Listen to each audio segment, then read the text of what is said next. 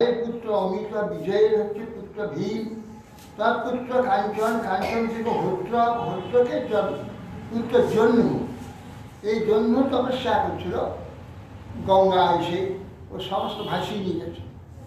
তা এমন ক্ষমতা দেখো যে এক বন্ধু সে সমস্ত গঙ্গাকে পান জন্ম জন্ম হচ্ছে তপস্যা করছিল। এই এর পুনরবার পুত্র সত্যায়ু, আয়ু বসুমান। সত্যায়ুর পুত্র হচ্ছে সুতঞ্জন, রয়ের পুত্র জয়ের পুত্র অমিত, বিজয় পুত্র ভীম ও তৎপুত্র কাঞ্চন। কাঞ্চন থেকে হোত্র, হোত্রের পুত্র জন্ম, ওই পুনরবার বংশে জন্ম। এটা ক্ষত্রিয় যে এমন তপস্বী, এই জন্য আর গণ্ডুস্বীকৃত গঙ্গাকে পান করতে। জন্মস্তু পুরুষস্ত পুরুষস্ত স্যাৎ বলাকাশ্চ আত্মজ জক তত পুরুষ পুরুষস্যা কুশাম্বুস্তনেও বসু কুশনাবশ্য চত্বার গাদি রাশি কুশাম্বু।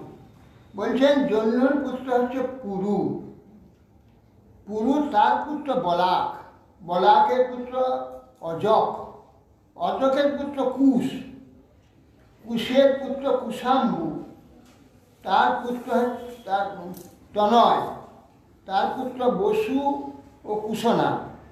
এই চারি কুশাম্বু তনয় হচ্ছে তনয়, বসু, কুশাম্বু, এই চারটি পুত্র।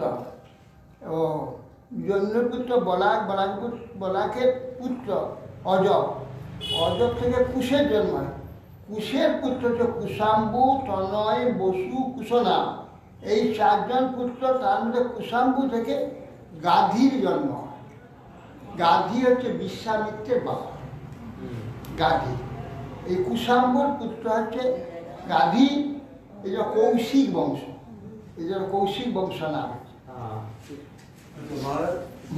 এই অযোগিতা অন্য অজর আছে, রামের বংশ অজর দশরথ রাম, এই অজর আলাদা।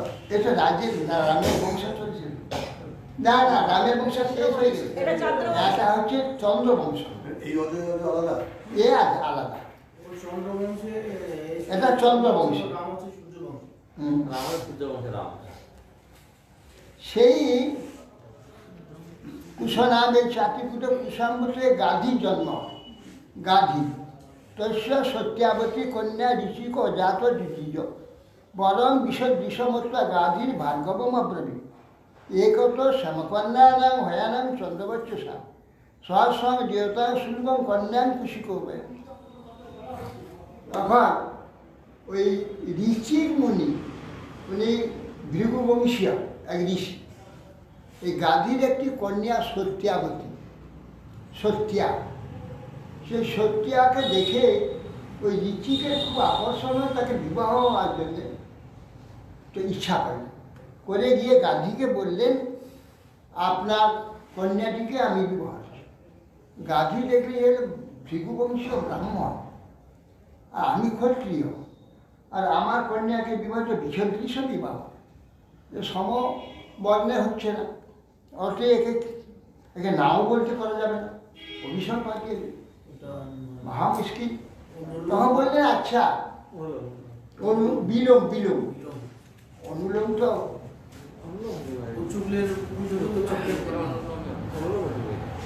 ও একটা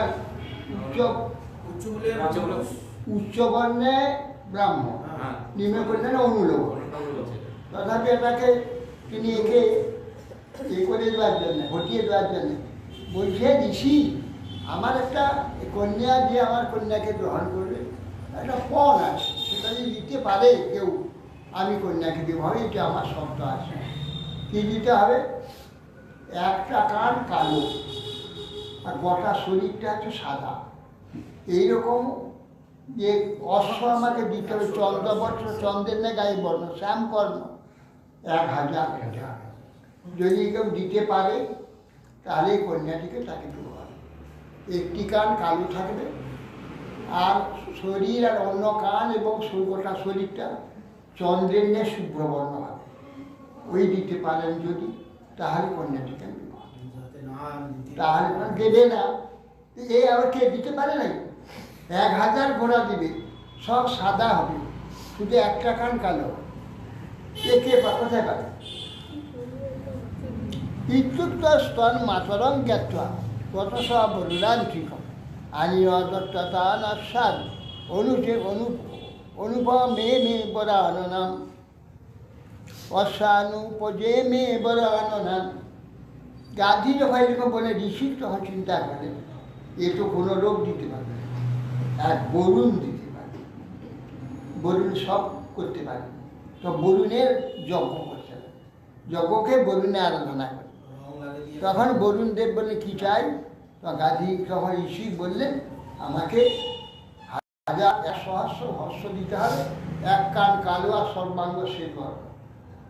তা বরুণ ভাই তথা সঙ্গে সঙ্গে সমুদ্র থেকে উঠে চলে যেতে 1000 সেই ঘোড়া নিয়ে এখানে দান করলেন।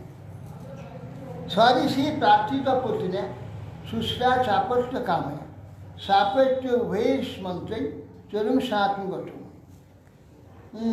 তখন বরুণের দ্বার প্রাপ্ত হয়ে তখন গান্ধীকে নিয়েছে সেই সহস্র অশ্বরে। গান্ধী সে পেয়ে আনন্দ কন্যাকে বলতে উপায় নেই, দিতেই হবে, যা চাইছে আমি তো অসম্ভব, তো অসম্ভব নিয়ে চলে কী করবে, উপায় বাধ্য হয়ে কন্যাকে দেন। তো কন্যাকে দিতে তখন পুত্রেষ্টি যজ্ঞ করলেন যে কয় এটির জন্য। তখন সত্যিয়া বলল যে তুমি যখন আমার সন্তানের জন্য, আমার পিতার সন্তান, তো তুমি পিতা আমার মাতাকে তাহলে একটা চুরি করে দাও। তাই ঋষিকে বলে, ঋষিমণি আর একটা চুরি করে, দুটো চুরি করে। স্বদেশী প্রার্থিত পত্না সুস্থ সাপত্য কামে সাপত্য অভির মন্ত্রে শাসন করে। এখন পুত্র ঋষিকে পত্নী সত্যবতী আর শাশুড়ির জন্য, দুটো সন্তানের জন্য চুরি করলেন।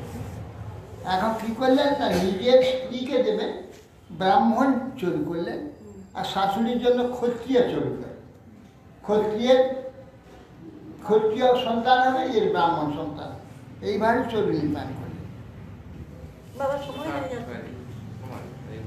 ও আচ্ছা, এইখানে মঞ্চা করো তো